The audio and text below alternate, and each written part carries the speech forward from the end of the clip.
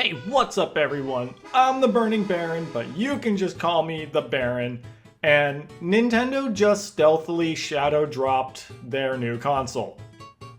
Yeah, that's how they did it. They shadow teased the new console. The new big system that everybody has been leaking for the past few months. And Nintendo just decides to quietly drop a teaser for it. That is Nintendo energy if I've ever seen it. So, yeah, I guess that means it's time to jump right in and see what there is to say about this. You know, aside from all the obvious jokes I've already kinda done. I think what I would like to start by saying is that I'm not just gonna replay the teaser footage for the entire talk. I'm probably gonna play a game or something and just put that in there. So, let's talk about the Switch 2. First off, not keen on the name. I mean, the name hardly matters, but Switch 2 does not exactly sell confidence as much. To be fair, the Wii U was kinda also branded with the Wii's name, and well, look how far that went. Don't get me wrong, I love the Wii U, but the Wii U wasn't exactly a home run for Nintendo.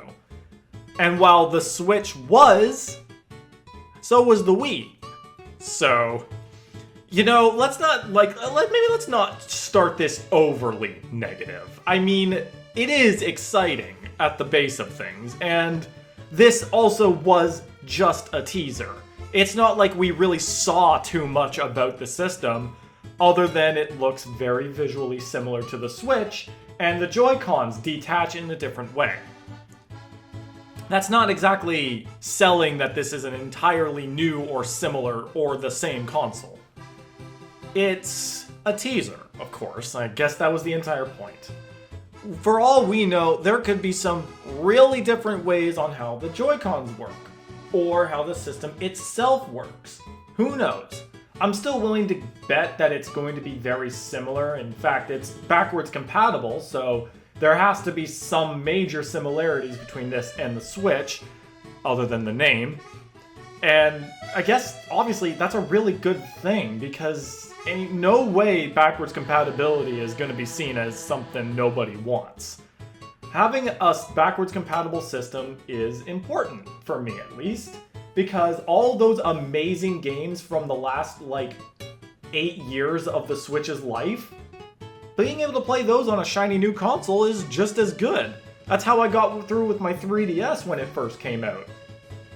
Backwards compatibility is kind of the most important and probably the best thing we know about the Switch right now, in my personal opinion. Now, it did bring on the idea that not every game would be backwards compatible, and that is a little bit worrying, but based on what I've seen out of potential possibility, a large list of backwards compatible games seem to be pretty solid. If I wanted to go through, let's see, I'm gonna pop onto Super Mario Wiki for a bit because that's where I usually am. Some Mario-related backwards compatible games include Mario & Luigi Brothers Ship, Luigi's Mansion 3, Mario Strikers, Paper Mario: The Thousand-Year Door, that's a big one, Super Mario Bros. Wonder, Odyssey, Super Mario Party Jamboree, Smash Bros. Ultimate, that's another huge one, WarioWare Move It. There are a lot of solid picks here, but I think one thing that does kind of strike me as odd is that Super Smash Bros. Ultimate is listed here, but not Mario Kart 8 Deluxe.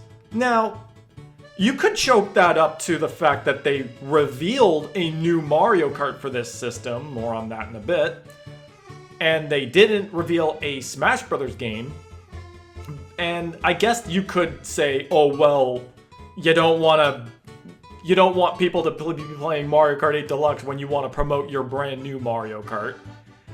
But you're gonna also try to tell me that this new Switch system won't have a Smash Brothers on it? Challenge that one. But I think a large portion of this is also still too early to say. That still too early to say mentality can also be carried into what probably is going to be my personal, current, biggest expectation. There had better be Miis on this system. Yes, that's right, my biggest complaint or expectation is the Miis.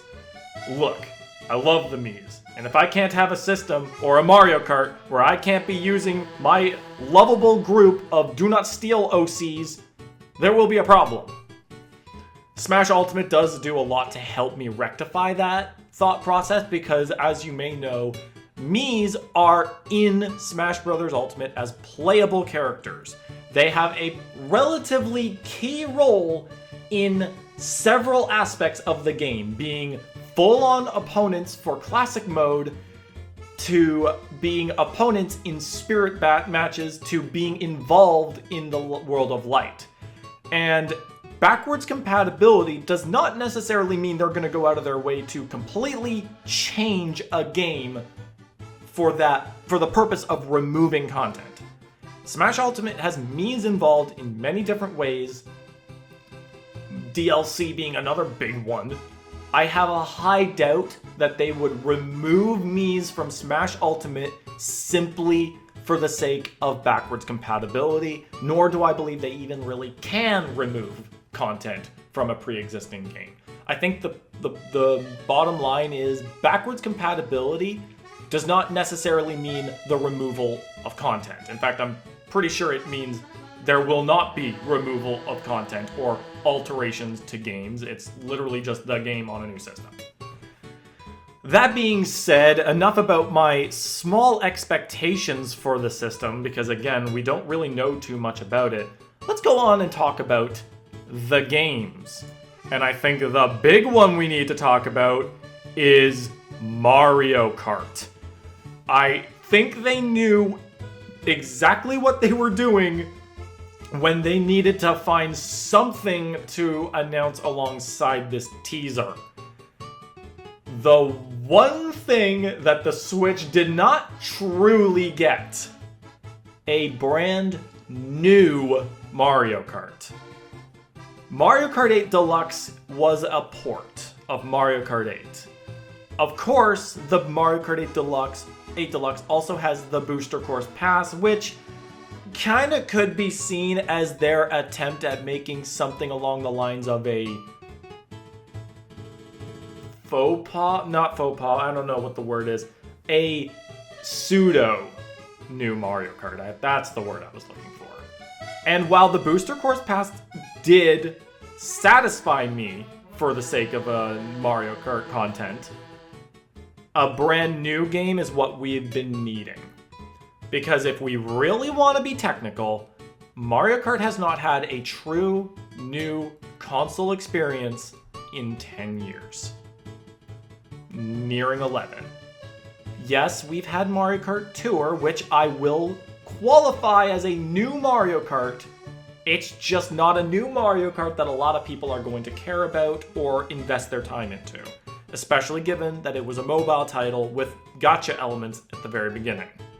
So while I like Mario Kart Tour, it's clearly not the new Mario Kart that people wanted, were expecting, or asked for, and people are still calling this Mario Kart 9 despite the fact that Tour is Mario Kart 9.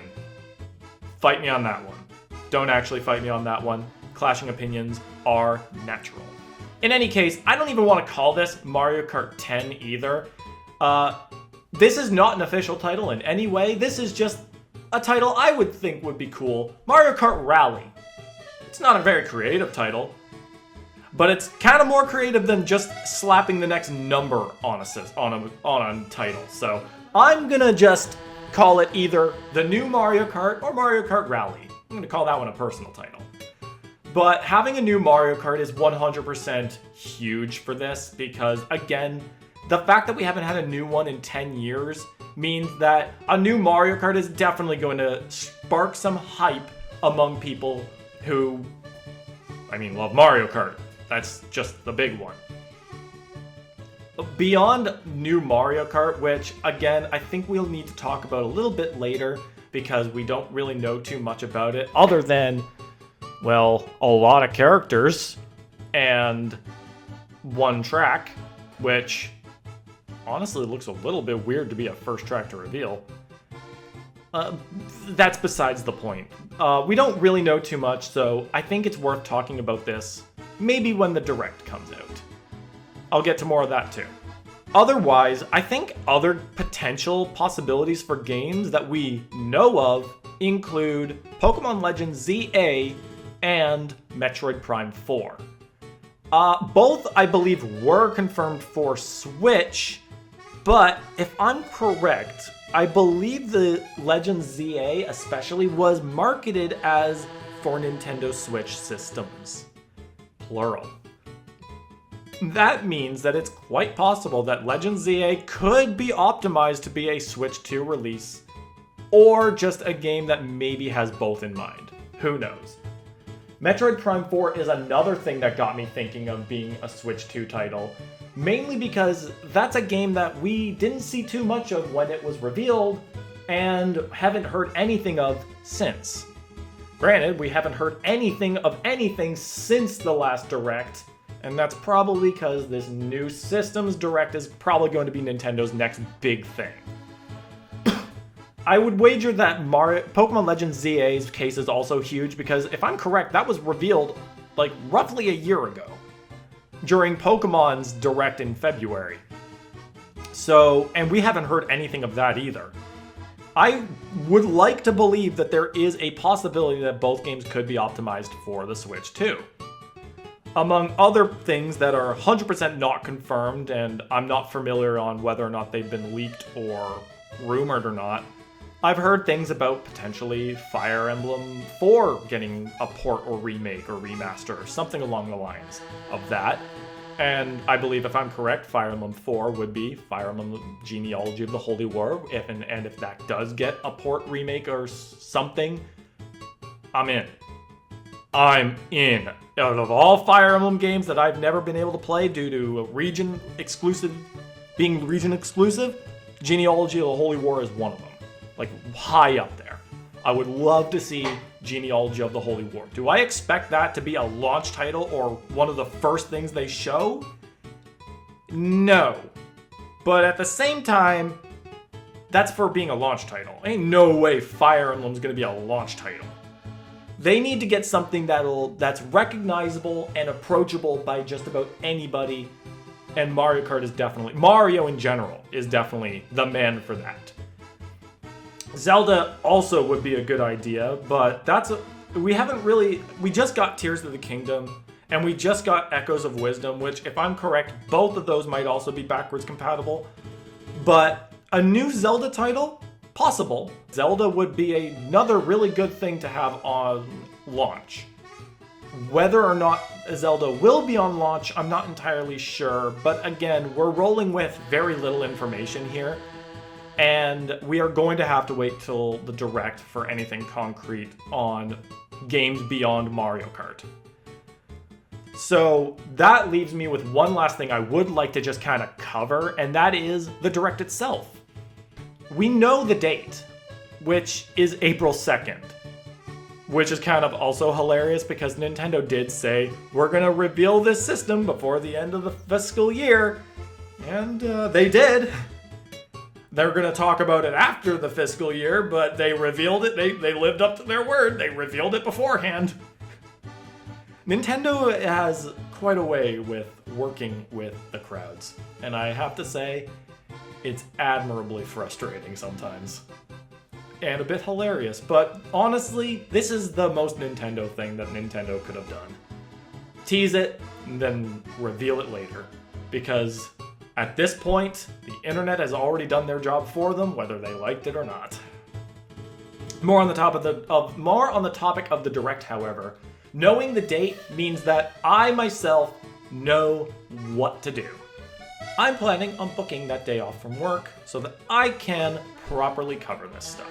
I know that as at the moment, 383 subscriber YouTube channel is probably not exactly going to be the hot topic of people to go to watch Switch 2 content, but I know that being on the train at the right time matters. I know this sounds like a lot like I'm just trying to plug myself in and get an audience, but at the same time, you gotta do what you gotta do. And I'm willing, and I'm 100% hoping that I can strike some great discussion with people. Doesn't matter who, doesn't matter what, I wouldn't mind just talking.